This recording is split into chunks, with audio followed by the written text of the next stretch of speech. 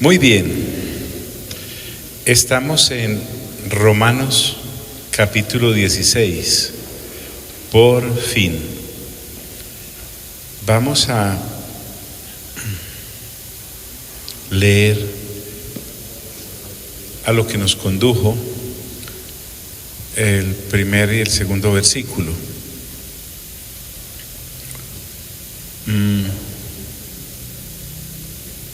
La base de este capítulo, acordamos, en qué es lo que une a los creyentes.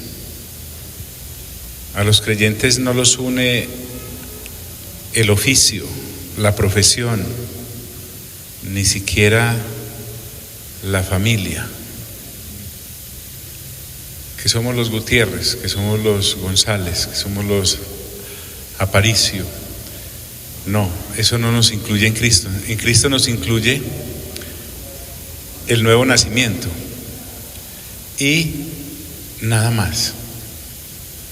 Entonces no podemos caer en la trampa de buena fe que algunos tienen para mantener unido una congregación, y es el grupo de ingenieros, el grupo de arquitectos, el grupo de artesanos, el grupo de damas, el grupo... No. Eso no es lo que nos une. Ni siquiera el conocimiento teológico nos une. Nos une el nuevo nacimiento. Y me parece muy fuerte esto. Ni siquiera la familia biológica. Si mi familia biológica ha nacido de nuevo, es mi familia espiritual. Si no, no lo es. Entonces podemos tener claro que tampoco nos une el estrato. No es por declaración de renta tampoco, es por nuevo nacimiento. Y el nuevo nacimiento nos da la claridad de pertenecer a la familia de Dios, y por eso es que nosotros podemos encontrar grupos tan interesantes como el que está en Hechos capítulo 13, en donde en la iglesia que estaba en Antioquía había profetas y maestros que no los unía a propósito tampoco su don ministerial, pero uno puede ver allí a Manaén, el que se había criado juntamente con Herodes el tetrarca, al lado de un hombre como Lucio. También estaba Bernabé, estaba el mismo Saulo antes de llamarse Pablo, y me falta uno, Níger. Siempre hay un Níger en toda congregación. Entonces, pero a ellos los unía el nuevo nacimiento, no los unía otra cosa. De manera que solo vamos a leer los dos versículos que llevamos. Os recomiendo, dice el apóstol, además a nuestra hermana Febe. Recuerda que esto también entonces nos sirvió para expandir nuestro amor por el apóstol Pablo, en el sentido de cómo incluye a las damas. Qué sensación tan falsa la que tienen algunos de que algo tenía él contra las mujeres. Falso de toda falsedad.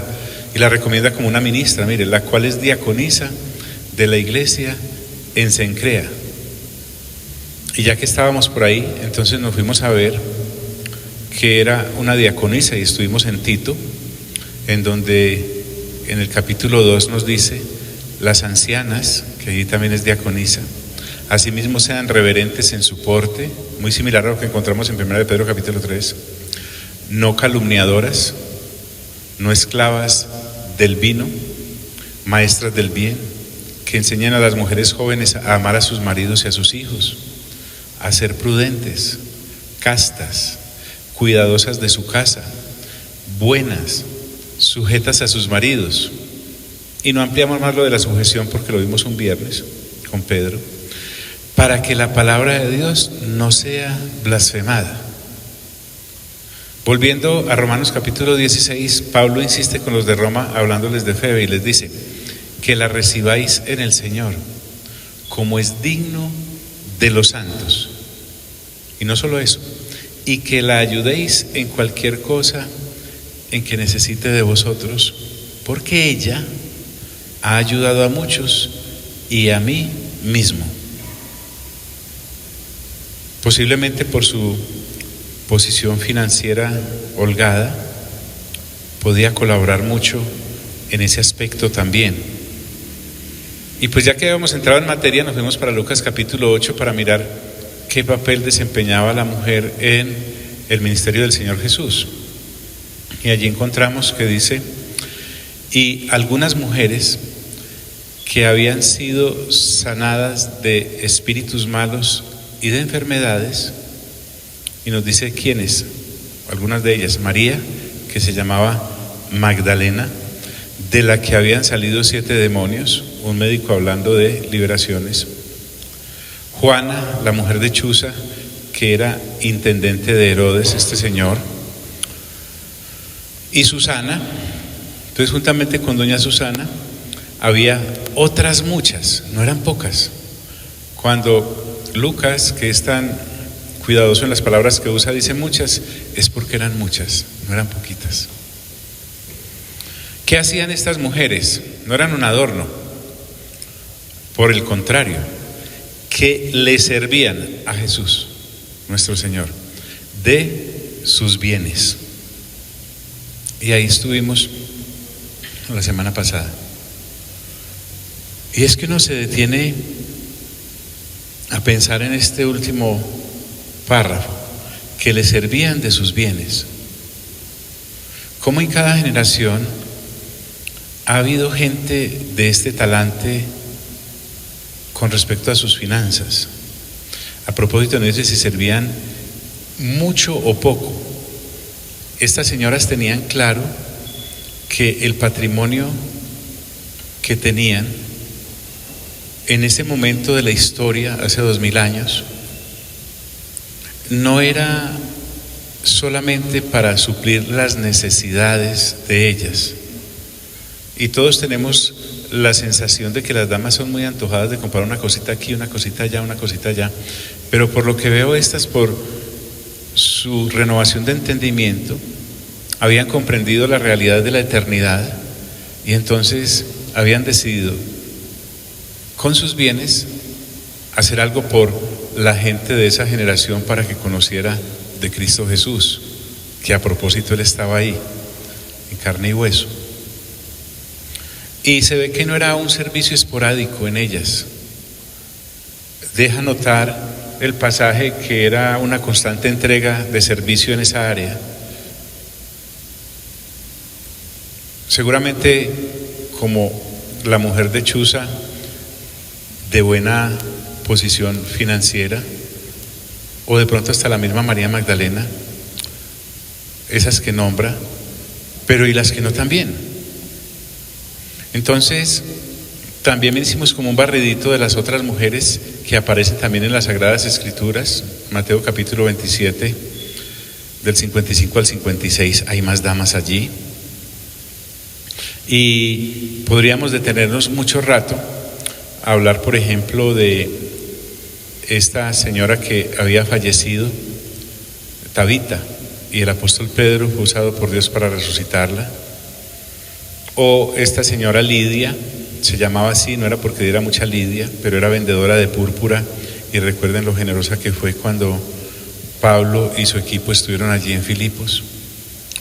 También podemos encontrarlas, mejor dicho, si en su próxima lectura juiciosa de este mes del Nuevo Testamento usted les empieza a dar chulito, va a encontrar que eran muchas, demasiadas. Evodia y Síntique, a las cuales Pablo hace referencia en la carta a los Filipenses, estaban peleaditas allá en esa carta, pero habían sido compañeras del ministerio, y Pablo les dice que combatieron juntamente conmigo en el Evangelio, y las pone en el mismo plano que a Clemente y los otros colaboradores allí en Filipos. Entonces, y me atreví a hacer como un medio reconocimiento a las damas de acá, y como les dije, me quedé cortico, me faltó mencionar muchas. Ese es el problema que uno tiene cuando trata de hacer eso, pero son todas.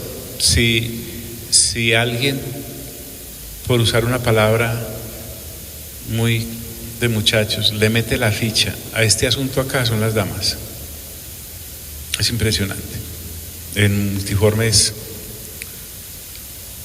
Bien, pero miren que me quedé pensando, y no es una cosa solo de mujeres, porque por algo en alguna carta el apóstol dice que no hay hombre o mujer, y no exactamente refiriéndose a todas esas perversidades que hay hoy, sino que en el servicio a Dios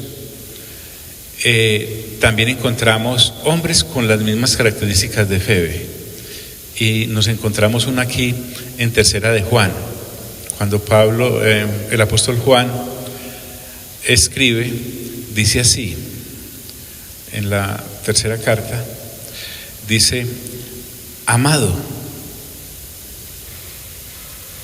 fielmente te conduces cuando prestas algún servicio a los hermanos. Si te das cuenta, este hermano, creo que era Gallo, ¿cierto? Tiene las mismas características de servicio por los demás en el cuerpo de Cristo que las que Pablo le adjudica a Febe. Fielmente te conduces cuando prestas algún servicio. Gallo entonces seguramente era un hombre hospedador, se ve que hacía provisión financiera para los hermanos y hermanas en Cristo, y este va más allá. Vamos a ver enseguida que así no los conociera, como venían muchos de paso en aquellas épocas, pues no tienen eso que tú y yo, por estar en esa congregación local, pues nos conocemos, nos distinguimos, sabemos qué hacemos, qué no hacemos, en qué andamos. No, llegaban muchos hermanos y hermanas de paso, y por eso el apóstol Juan le dice: fielmente te conduces cuando prestas algún servicio a los hermanos.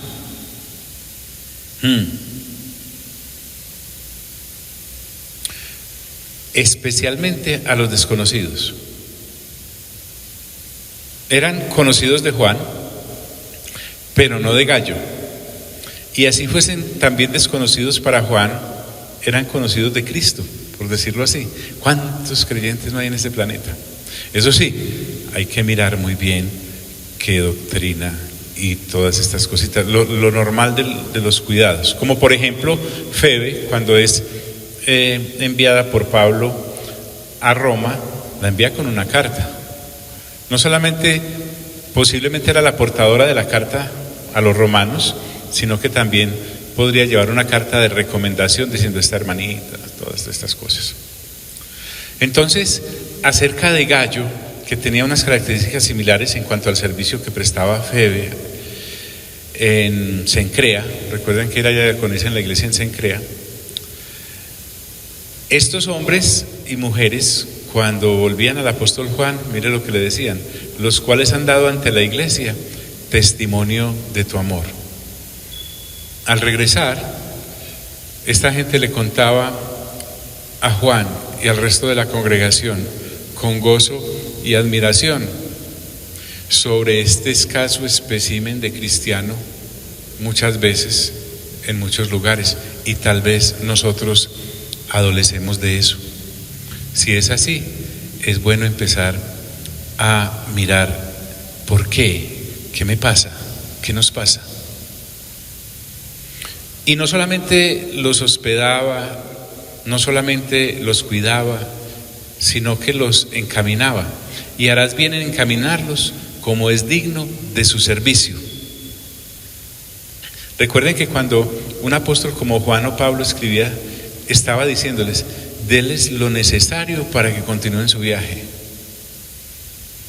El encaminarlos también me muestra que era un servicio que Gallo había desplegado en su pasado, en su presente como creyente, pero Juan lo anima a que no vayas a vivir de laureles pasados, como algunos creyentes que tal vez nos dormimos en esta área y decimos: todo lo que yo colaboré allá en 1910, imagínate, ya te hemos sacado 3 veces los restos.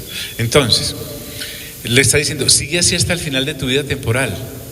Es más, trátalos como a Dios mismo. ¿Por qué? Porque esta gente itinerante también le estaba prestando un servicio a Dios. Y miren qué específico es el apóstol Juan, aún en una cartica tan cortica: para que continúen su viaje.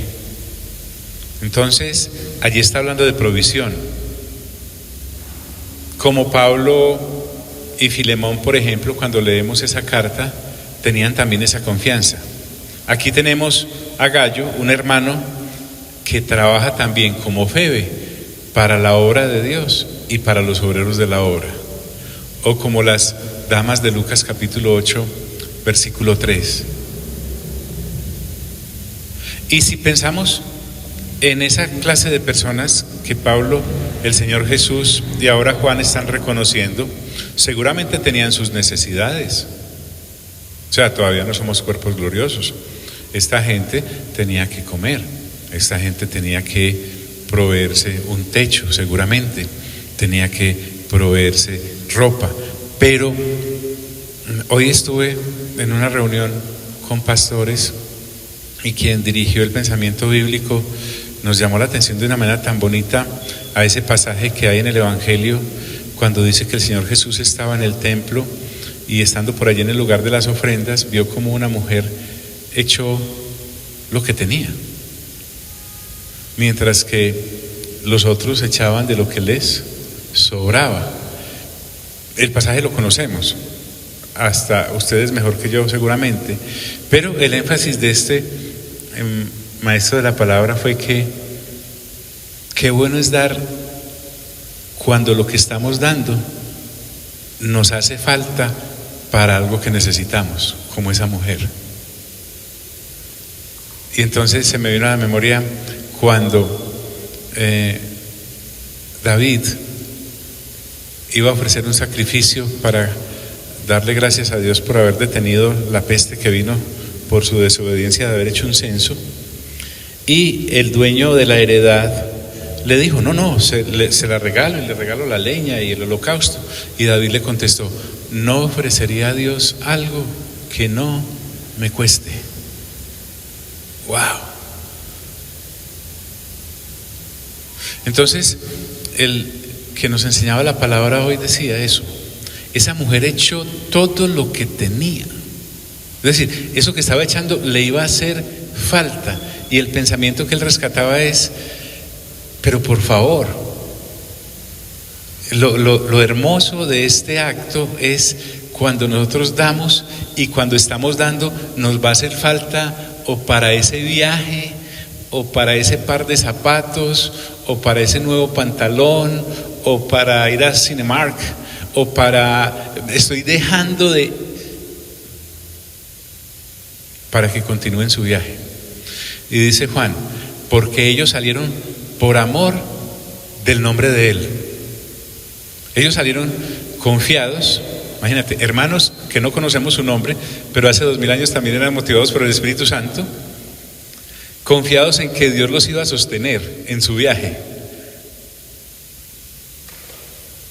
y confiados en que el pueblo de Dios por donde iban a pasar los iba a recibir como enviados de Dios. Y entonces esta pequeña carta del apóstol nos debe recordar, hombre, que Dios existe, porque a veces me comporto como si Dios no existiera y hago una serie de planes adicionales por si, pero ¿cómo va a fallar Dios? Qué pena. No solamente Dios existe, sino que sostiene también a los que son de Él. ¿Cómo lo hace? A través del cuerpo.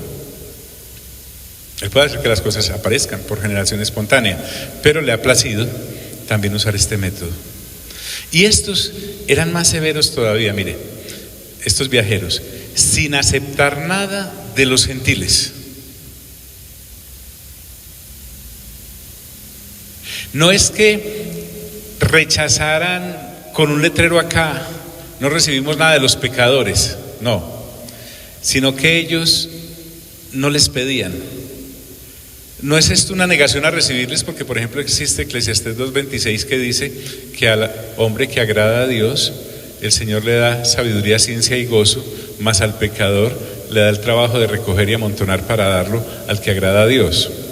No, ellos estaban completamente convencidos de que Dios les iba a sostener, pero si tenían que recibir algo de alguien, lo harían inicialmente de los que se decían ser creyentes. En estos días que renovaba entendimiento con unos caballeros, estando en el libro de Nehemías y en el de Esdras, la convicción de que Dios existe es impresionante. Cuando Esdras es comisionado por el rey de turno para que fuese a Jerusalén a ayudar en los oficios del templo, no solamente el rey les da la orden de viajar, sino que les da una provisión impresionante para que llevaran. Y en esa época, como en todas las que ha pasado la humanidad, y no, tampoco es que sea extraño en esta, había mucho atracador, muchos bandoleros. Pero dice Esdras que no le pidieron escolta al rey para que los custodiara a ellos y todos los bienes que llevaban, porque le dio como pena, ya que le habían dicho al rey que Dios protegía a todos los que eran de él. Entonces Esdras como que no le quedaba, y el rey no tiene para ir unos 200 o 300 soldaditos para que nos acompañen hasta allá por si nos van a atracar. Él les había dicho, y se fueron así, y Dios les protegió. Usaron armas espirituales como la oración, el ayuno, en fin. Sí. Ahora, eso no quiere decir que si usted tiene escolta le falte fe. Nehemías, por el contrario, que también fue comisionado para lo mismo, por otro, ese sí se llevó una guardia, pero no es falta de fe tampoco, depende de cómo el Señor te guíe. Juan estaba, al igual que Pablo, admirando a Febe, Juan a Gallo, porque, y Lucas, aquellas damas del capítulo 8 de su evangelio, porque es algo que ellos también practicaban. Nosotros, dice Juan, pues debemos acoger a tales personas. O sea, nos corresponde la bendición de sustentar a los que en el nombre de Dios deambulan por ahí llevando el evangelio. Pues a los que realmente son de Dios, porque recuerde que hay gente, bandidos en esto, así se llaman apóstoles. En el Apocalipsis capítulo 2, versículo 2, a los de Éfeso les reconoce el Señor Jesús que habían probado a los que se dicen ser apóstoles y no lo son. No se vaya pues dejar meter a la mano a la boca sin necesidad. Nosotros pues debemos acoger a tales personas para que cooperemos con la verdad. Entonces, quería que nos diéramos cuenta que tanto Febe como Gallo son reconocidos, y como las mujeres de Lucas 8, son reconocidos a nivel de labor en el cuerpo de Cristo, en el aspecto ministerial, así como lo hizo el Señor Jesús, Pablo, Juan. Bien, volviendo a Romanos capítulo 16, en esa lista de personas que Pablo menciona, también aparece una pareja. Qué bueno es cuando una pareja de esposos ha nacido de nuevo, están renovando entendimiento y tienen la capacidad de entender su momento histórico dentro del cuerpo de Cristo en una generación determinada. Y entonces enrutan todas sus fuerzas emocionales, físicas, materiales, sus mismas fuerzas biológicas para darle un pedalazo a este mover del cuerpo de Cristo en su respectiva generación. No es que no existan en aquella época, pues imagínate, de esa época son las maratones, los juegos que ahora conocemos como olímpicos, todo eso existía. Existían carreras como la medicina, la gente estaba dedicada a la filosofía, el arte de gobernar estaba en su apogeo. Pero esta gente, como Priscila y Aquila, nos recuerda que en esta generación también existimos personas como ellos, que se han dedicado en una congregación local a propagar el evangelio del Señor Jesucristo, sin necesidad de ser los grandes apóstoles. Miren, por ejemplo, cuando Pablo dice saluda a, él no está ahorrando espacio ni palabras en los saludos. No dice, y etcétera. No, se toma el trabajo de que Tercio, que es a propósito del secretario que está escribiendo la carta, póngala, saluda a Priscila y Aquila. Al fin y al cabo, amigos y amigas, la relación con otros es fundamental en este caminar cristiano. O sea, aquí no hay lugar a estamos de afán. Tengo una frase, ¿cuál es el afán? Es que ya llevamos 15 capítulos y necesitamos acabar rápido. Pues, podrían ser 25, no hay problema. Dice, entonces, saluda a Priscila y Aquila. No ahorra espacio ni letras, no. Priscila es la misma Prisca que está mencionada en otros pasajes.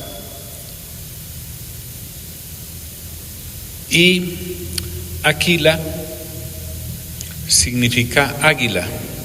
Priscila significa anciana. Mira que se menciona primero a la señora Priscila.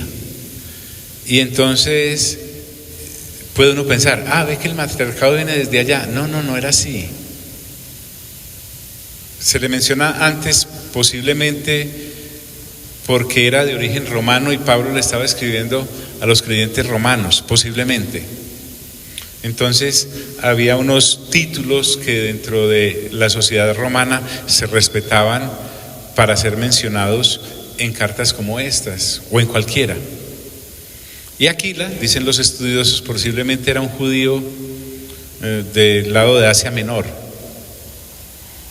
Priscila y Aquila, usted y yo vamos a encontrar cuando leamos juiciosamente Hechos, fueron expulsados juntamente con todos los judíos de Roma en el año 49 después de Cristo, cuando el emperador Claudio expulsó a los judíos, porque los judíos eran muy dados a las manifestaciones y a las revueltas, era gente de primera línea. Entonces, por justos pagaban pecadores, decidió echarlos a todos para que dejaran de hacerle la montonera. Entonces los expulsó. Llegaron a Corinto, vamos a leer algunos pasajitos ahora de ellos, y luego estuvieron en Éfeso.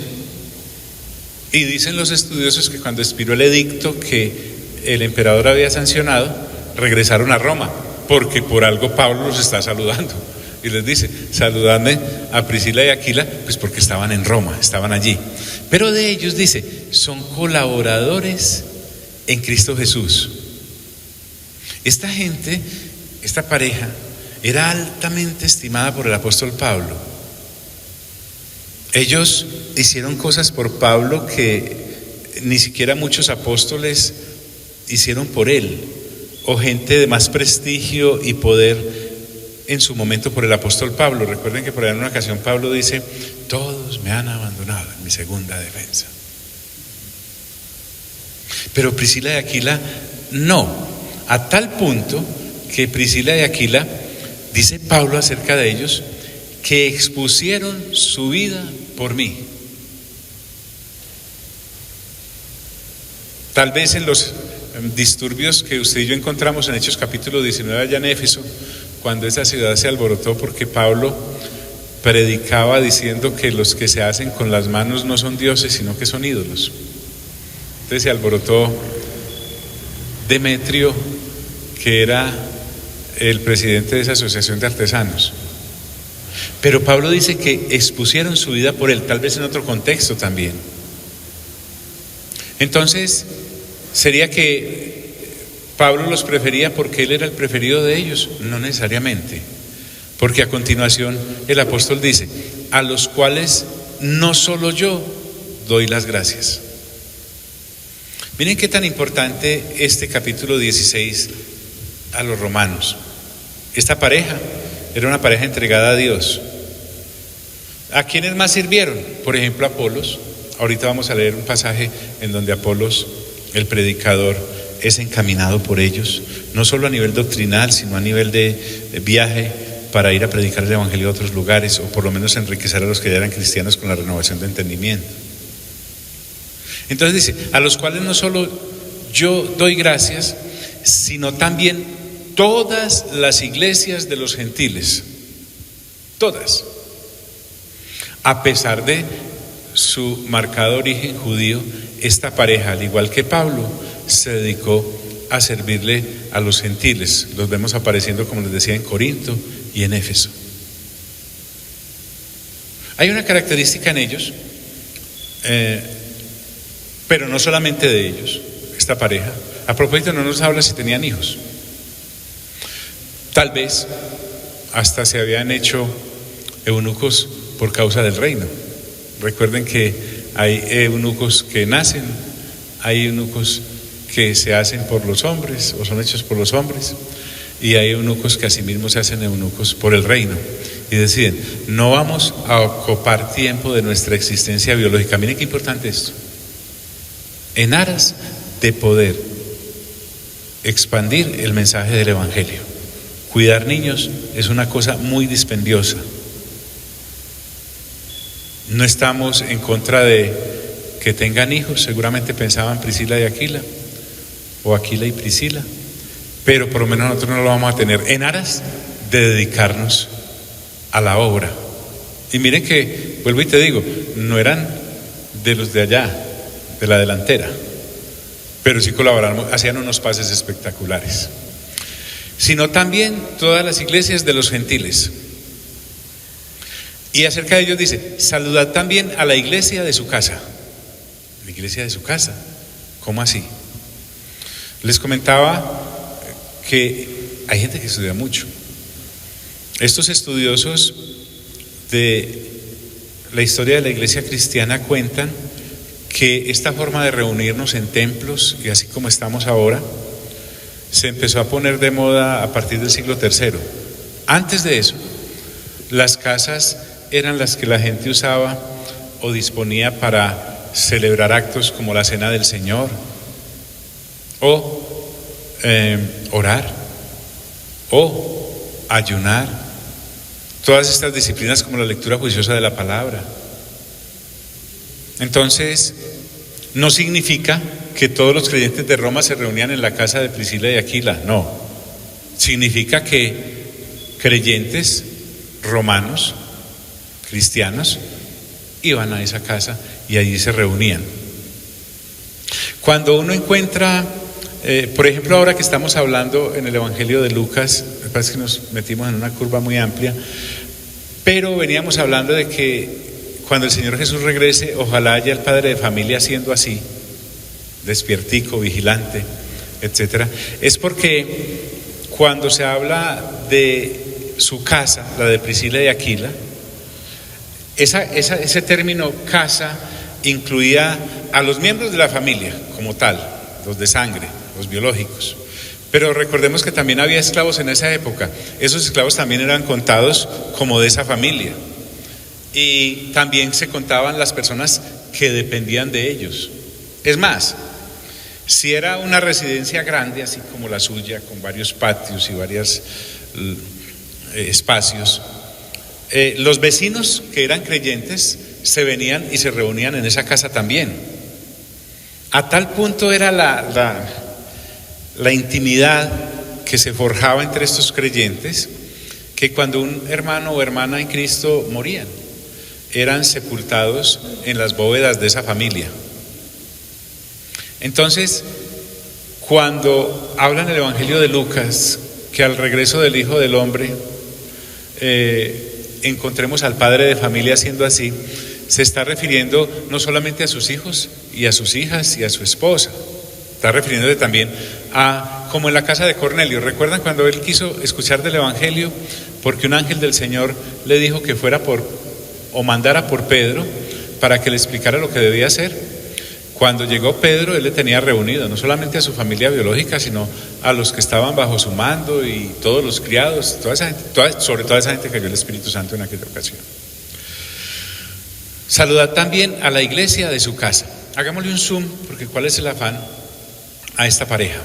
Vámonos para Hechos, capítulo 18. Allí encontramos algo de ellos. Después de estas cosas, si quieres saber qué decía el 17, pues no es sino que retroceda. Pablo salió de Atenas y fue a Corinto. Como dice uno, eso de fácil, ¿cierto? Y estaba más o menos a 90 kilómetros de distancia. Y miren quiénes aparecen allí. Y halló a un judío llamado Aquila. Ahí se aparece de primero él, ¿ves?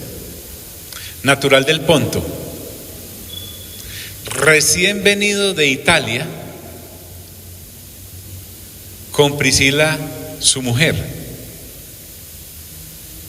¿Y cuál era la razón de que estuviese esta gente allí? Por cuanto Claudio había mandado que todos los judíos saliesen de Roma por tumulteros. Muy bien. Cuando Pablo se da cuenta que ellos están allí, porque es que una vez cuando pasa así de afán por las Sagradas Escrituras, piensa que todo era oraciones, era ayunos, era echar fuera demonios, era solo predicar el Evangelio. No, pero también está este tiempo para relacionarnos. Inclusive, aunque no es la profesión lo que nos une, por lo menos saber qué haces. Sí. Y así, al saber nosotros qué hacemos los unos y los otros, hasta nos podemos apoyar en eso. Y si además tenemos toda esta claridad que hay de colaborar en el reino, en nuestra generación, para la eternidad, porque todo lo que sembremos para que este evangelio avance, nos lo van anotando. Eso sí, póngale la firma. Luego hablamos de eso. Por cuanto Claudio había mandado que todos los judíos saliesen de Roma, entonces cuando Pablo se da cuenta que ellos están ahí, dice, fue a ellos. ¿Por qué Pablo fue a ellos? Recuerden que los hermanos de Corinto, sí, ahí en el 18 está en Corinto, sí. No al principio, pero sí después, Pablo notó en ellos cierta avaricia. Y Pablo no quiso hacerle tropiezo a esta gente de Corinto para que después no dijeran que Pablo les predicaba el evangelio por sacarles alguna cosa. Y dice la Escritura, y como era del mismo oficio, se quedó con ellos.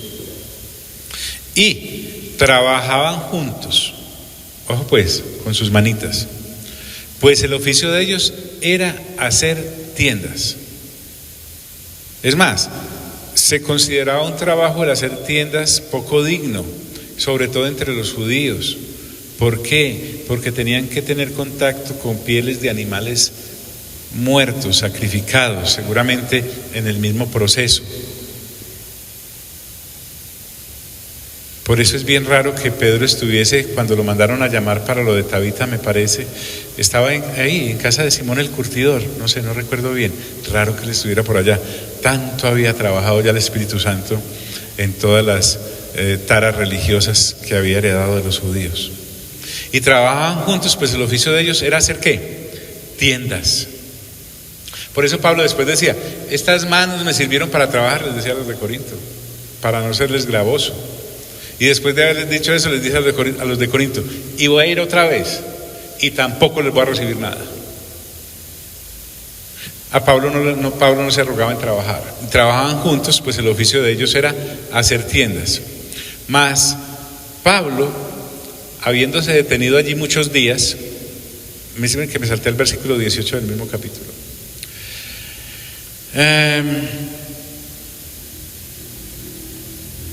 Después se despidió de los hermanos y navegó a Siria. Y uno encuentra gente así en este caminar. Mire quiénes se van con él. Y con él, Priscila y Aquila. Qué tremenda pareja misionera esta. Ellos no dijeron, no, es que yo tengo que cuidar mis flores. No, es que la casa o él. Por el contrario, están claros. Con razón Pablo saluda a esta gente cuando envía la carta a los romanos. Tremenda pareja misionera. Y allí es donde Pablo se rapa la cabeza en Cencrea. Tenías toda la razón, solo que no era en el capítulo 20 sino en el 18. Porque tenía hecho un voto, cosas de Pablo para evangelizar gente. Y dice, y llegó a Éfeso y los dejó allí. Vienen de Roma, se los encuentra en Corinto y ahora los vemos en Éfeso. Esta gente no tenía ninguna atadura en esta tierra. A uno a veces que le da lidia cambiarse de barrio, pues como si fuera para África. ¿Ha notado eso? Como si no hubiera aviones. Pero esta gente había identificado el mover del Espíritu Santo en el ministerio del apóstol Pablo y también ellos se plegaron a él, no solo para hacer tiendas. Y no era porque Éfeso fuera una ciudad de mucho comercio, no. Entonces, y entrando en la sinagoga, discutía con los judíos. Priscila y Aquila están con él, los cuales le rogaban que se quedase con ellos por más tiempo, porque Pablo se despide y les dice que no va a volver. Mas no accedió. Disculpen que sea tan detallado, pero es que para eso es la Sagrada Escritura. Sino que se despidió de ellos diciendo: es necesario que en todo caso yo guarde en Jerusalén la fiesta que viene, pero otra vez volveré a vosotros si Dios quiere. Y habiendo arribado a Cesarea, subió para saludar a la iglesia y luego descendió a Antioquía. Entonces, ¿qué es lo que nosotros estamos viendo? Una pareja, porque, a ver, ¿no te ha pasado que a veces te sientes como un puntico más en una congregación? Como que no estás moviendo ni haciendo nada. Tal vez es que no has encontrado qué hacer por falta de leer bien las Sagradas Escrituras. Entonces, era gente que acompañaba al apóstol por donde se fuese. Miren, regiones como Galacia, Frigia, no necesariamente a todas, pero seguramente algún aporte habían hecho para que Pablo estuviese allí. Pablo confirmaba a los discípulos. Y aquí en este capítulo aparece este señor Apolos, porque estando en Éfeso, ¿quiénes? Priscila y Aquila. ¿Quién los había dejado allí? El apóstol, ¿cierto? Llega un predicador a los hermanos. Apolos era un judío, natural de Alejandría.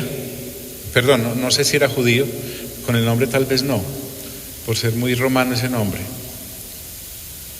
Pero de él se dice que era un varón elocuente. Y quiero que aprecien en esto a Priscila y Aquila, cómo son capaces de evaluar lo que les predican. O sea, Priscila y Aquila decía, se llama Apolos, ay no, y cómo habla de bonito. Y dejan la Biblia a un lado y se dedican a escuchar la disertación y para donde el predicador los lleve. No. Dice que era varón elocuente, además era poderoso en las Escrituras, exponía las Sagradas Escrituras. Y acerca de este Apolos, dice Lucas, que es el que escribe Hechos, que había sido instruido en el camino del Señor. O sea, lo que Juan el Bautista había enseñado acerca de que el Mesías llegaba, con respecto a esa primera venida que usted y yo conocemos del Señor hace 2000 años, y cuyo reino está cerca, porque Juan decía, el que viene detrás de mí. Entonces, había sido instruido, él conocía. Sin embargo, a pesar de que era de espíritu fervoroso, y miren que ser elocuente no basta, tener un buen verbo de orador no basta, el contenido es que es lo importante. Dice, hablaba y enseñaba diligentemente lo concerniente al Señor, por lo menos hasta donde sabía, pero no sabía todo. Él estaba convencido de lo que estaba predicando, pero le faltaba para su renovación de entendimiento. Y por eso Lucas dice, aunque solamente conocía el bautismo de Juan, quizá entonces solo había llegado hasta lo que había ocurrido en el Pentecostés en Hechos capítulo 2 y hasta ahí predicaba el hombre. Posiblemente, quizá.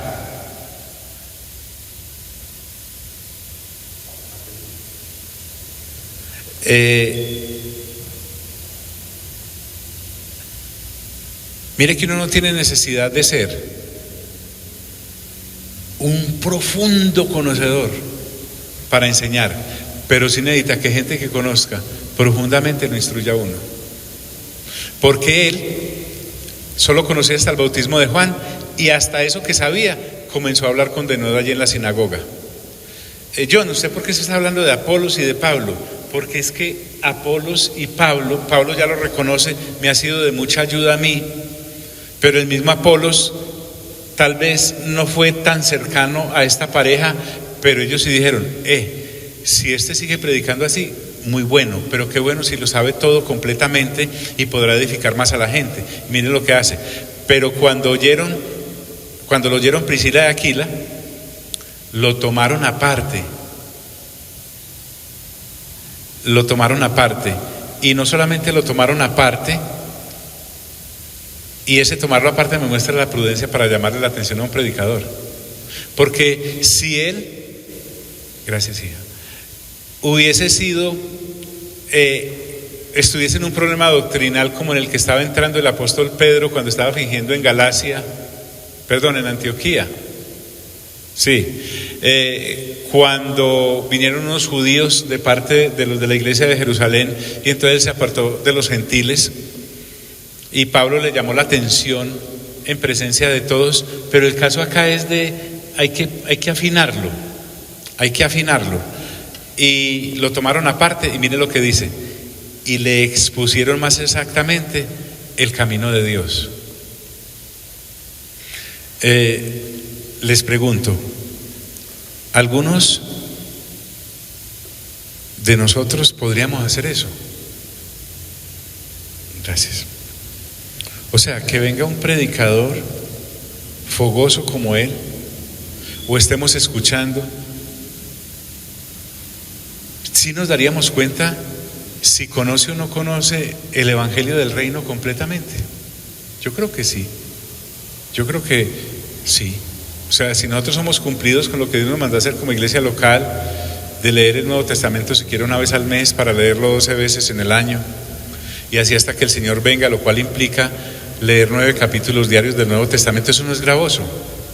Pero si yo estoy convencido de la eternidad y de que esto es cierto, me va a interesar cada vez más, y entonces podré ir a uno de estos y decirle, hombre, te vamos a exponer más exactamente el camino de Dios. Necesitas saber más. Vas bien. Y sabe que el hombre los escuchó. O sea, Apolos no era un tipo, quería aprender, estaba sediento. Y queriendo él pasar a Acaya, recuerden Acaya, la provincia, Corinto, la capital de esa provincia, y queriendo él pasar a Acaya, sí, algo así, el departamento Acaya, el municipio Corinto, y queriendo él pasar a Acaya, Priscila y Aquila, ¿saben qué hacen? Lo animaron juntamente con los hermanos, y miren lo que hacen, y escribieron a los discípulos que le recibiesen. Qué importante es esto. Pues aquí no estamos hablando del familiar que va a viajar a España y entonces allá yo tengo unos amigos para que lo reciban y lo lleven a rumbear y todas las cosas. No. Aquí estamos hablando de esta gente que sabe del evangelio, sabe que allá hay más creyentes y necesitan saber y oír a un predicador como Apolos para que profundice más en el conocimiento de Dios. Y entonces gente como Priscila y Aquila les pudo escribir, lo recomendamos. Cuando él llega con esa carta a Acaya, ¿quién lo recomienda? Priscila y Aquila. Adelante. Es más, dice la escritura, y llegado él allá, fue de gran provecho a los que por gracia habían creído. O sea que instruyó a los que ya habían creído. Con razón Pablo en Primera de Corintios dice, yo sembré, Apolos regó, y Dios es el que da el crecimiento. Entonces, esto me muestra el carácter de unidad que hay en el cuerpo de Cristo. Y acerca de Apolos dice, porque con gran vehemencia refutaba públicamente a los judíos, demostrando por las Escrituras, nuevamente, el Espíritu Santo no deja casi que enseñanza sin recordarnos que toda nuestra fe en Dios debe estar basada en el infalible libro llamado la Biblia, que son las Sagradas Escrituras. ¿Y qué demostraba? Que él era un gran predicador y que Pablo también, que eran unos superapóstoles. No, ellos demostraban por las Escrituras que Jesús era el Cristo. que eso es lo que a nosotros nos debe motivar. Todo sermón, todo mensaje, todo grupo de oración debe llevarnos a Cristo. Todos los libros de las Sagradas Escrituras nos llevan a Cristo. Cuando uno es juiciosito, mira que estábamos leyendo Zacarías, y en Zacarías uno encuentra pasajes como en la versión de 1909 que hablando acerca del Señor Jesús va a decir: y vendrá el pimpollo. Imagínate, el renuevo, el deseado de las naciones. Uno ve ya a Cristo por todos lados en todas las Sagradas Escrituras.